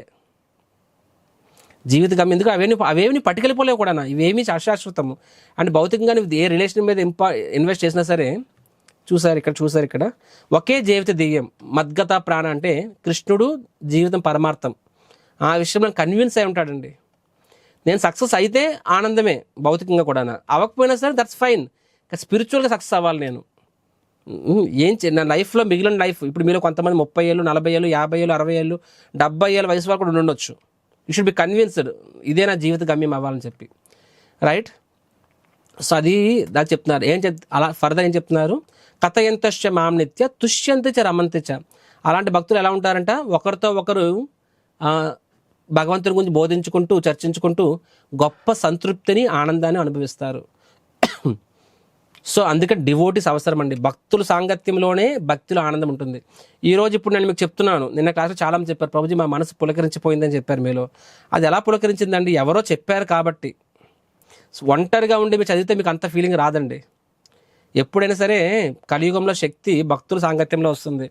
ఏ వ్యక్తి హృదయంలో భగవంతుని పట్ల ప్రేమ ఉంటుందో ఆ వ్యక్తి నుంచి మనం విన్నప్పుడు ఆయన హృదయంలో నుంచి ఆ ప్రేమ మన హృదయంలోకి వస్తుందండి. So it's not mind to mind కాదండి, హార్ట్ టు హార్ట్ అండి. అది ఆ హార్ట్లో ఉన్న ప్రేమ మైండ్ ద్వారా స్పీచ్ ద్వారా వచ్చి మన చెవిలో వెళ్తుంది. మన చెవిలోంచి మన హృదయంలోకి వెళ్ళాలి అంటే అఫ్ కోర్స్ మన సిన్సియారిటీ ఉండాలి. ఆ సిన్సియారిటీ ఎలా చూపిస్తాము, భగవంతుని యొక్క నామం జపం చేయడం ద్వారా, భగవంతుని సేవ చేయడం ద్వారా. అదర్వైజ్ చెవుల్లో ఎక్కడ ఉండిపోతుంది, మైండ్లో ఉండిపోతుంది. కానీ హార్ట్లోకి రావాలి అంటే ఉండాలి. సో డివోటీస్తో కలిసిమెలిసి ఇలా చేయడం ద్వారా ఏమవుతుంది, సేవ చేయడం ద్వారా, సాధన చేయడం ద్వారా ఏమవుతుంది, వాళ్ళు నిజమైన ఆనందాన్ని సంతృప్తిని అనుభవిస్తారు. తుష్యంతిచ రమంతిచ. ద అమౌంట్ ఆఫ్ హ్యాపీనెస్ భక్తుల సాంగత్యంలో కృష్ణుడు సేవ చేయడం ద్వారా, భక్తుల సాంగత్యంలో కృష్ణుడి గురించి వినడం ద్వారా పొందే ఆనందము డిఫరెంట్ లీగ్. ఇనిషియల్గా మనకు అంత రాకపోవచ్చు, ఎందుకంటే మన హృదయము పూర్తిగా శుద్ధిగా అవ్వలేదు కాబట్టి ఆ ఇనుము అనేది అయస్కాంతానికి పూర్తిగా అట్రాక్ట్ అవ్వదు. కానీ ఆ ఇనుము అనేది నెమ్మదిగా ఫైలింగ్ అవుతున్న కొద్దీ ఏమవుతుంది, చాలా ఫాస్ట్గా ఆకర్షింపబడుతుంది అనమాట. సిమిలర్గా మన హృదయాలు కూడా కృష్ణుడి పట్ల ఆకర్షింపబడతాయండి. ఎందుకు అదర్వైజ్ ఎలా సాధ్యమండి? ఈ లోకంలో ప్రతి ఒక్కడు కనక కామిని ప్రతిష్ట, కనక అంటే డబ్బు, కామిని అంటే స్త్రీ, ప్రతిష్ట అంటే పేరు, నేమ్, ఫేమ్. ప్రతి ఒక్కడు దీనికోసం పరిగెడుతున్నాడు కదండి. ప్రతి ఒక్కడు 100కి 100 మంది. కానీ ఎలా అండి, ఇంతమంది సాధువులు కృష్ణుడి కోసం అని ఎలా వదులుకోగలుగుతున్నారండి? మేము అందరం కనక వదిలేసాము, కామిని వదిలేసాము, ప్రతిష్ట వదిలేసాము. ఎలా సాధ్యమండి ఇవన్నీ? జీవి అనేవాడు వీటి లేకుండా బతకలేడు కదండి. అంతకన్నా ఎక్కువ ఆనందం వస్తే కదా వదలగలరు. నెక్స్ట్ శ్లోక. తేషాం సతతయుక్తానాం భజతాం ప్రీతిపూర్వకం దదామి బుద్ధి యోగంతం ఏన మాముపయాంతితే. సో భగవంతుడు ఏం చెప్తున్నారంటే, తేషాం సతతయుక్తానం, ఎవరైతే సతతయుక్తానం ఎల్లప్పుడూ కూడా ప్రేమగా నన్ను నిరంతరము ఆసక్తులై నన్ను సేవ చేస్తారో దదామి బుద్ధి యోగంతో, అలాంటి వ్యక్తికి నేను బుద్ధినిస్తాను. ఏన మాముపయాంతితే అని చెప్పి, అంటే ఎంత హోప్ గివింగ్ అండి ఈ శ్లోకము. ఈ శ్లోకం నెక్స్ట్ కలిపి చెప్తాను నేను. తేషాం ఏవాను కంపార్థం అహం అజ్ఞానజం తమః నాశయామ్యస్త భావస్తో జ్ఞానదీపేన భాస్వతః. నేను వారి ఎడే ప్రత్యేక కరుణ చూపడ కొరకు వారి హృదయమునందు వసించుచు తేజోమయమైన జ్ఞాన దీపముచే అజ్ఞాన జనితమగు అంధకారము నశింపజేయుదును. ఈ 2 శ్లోకాల్లో భగవంతుడు ఎగైన్ తన భక్తులకి ఎంత ప్రోత్సాహం ఇస్తారో చెప్తున్నారండి. తేషాం సతతయుక్తాన భజతాం ప్రీతిపూర్వకం తదామి బుద్ధి యోగాంతం. అంటే ఫస్ట్ ఏం చెప్తున్నారంటే, ఎవరైతే ప్రీతి అనేది ఇంపార్టెంట్, ప్రేమగా అది ఇంపార్టెంట్ అండి. ప్రీతిపూర్వకం ప్రేమగా భజతాం నన్ను స్తుతిస్తారో అని సేవ చేస్తారో అలాంటి వ్యక్తికి నేను సంపూర్ణంగా సపోర్ట్ చేస్తా అని చెప్పి. దదామి బుద్ధి యోగంతం. అలాంటి వ్యక్తి ఇంటెలిజెంట్ అయి ఉండొచ్చు, పండితుడు అవ్వచ్చు, పామరుడు అవ్వచ్చు, కానీ వాళ్ళకి నేను ఆ బుద్ధిని ఇస్తాను. ఏంటి ఆ బుద్ధి? వాళ్ళకి అర్థమయ్యే బుద్ధి, నన్ను తెలుసుకునే ఇంటెలిజెన్స్ అని చెప్పి. నిన్న క్లాస్లో ఒక ఎగ్జాంపుల్ చెప్పాను, మొన్న క్లాస్లో ఒక ఎగ్జాంపుల్ చెప్పాను. నిన్న క్లాస్లో ఎగ్జాంపుల్ చెప్పాను, బ్రాహ్మణుడు మరియు కాబ్లర్ అంటే చండాలుడికి శాస్త్ర జ్ఞానం లేదు.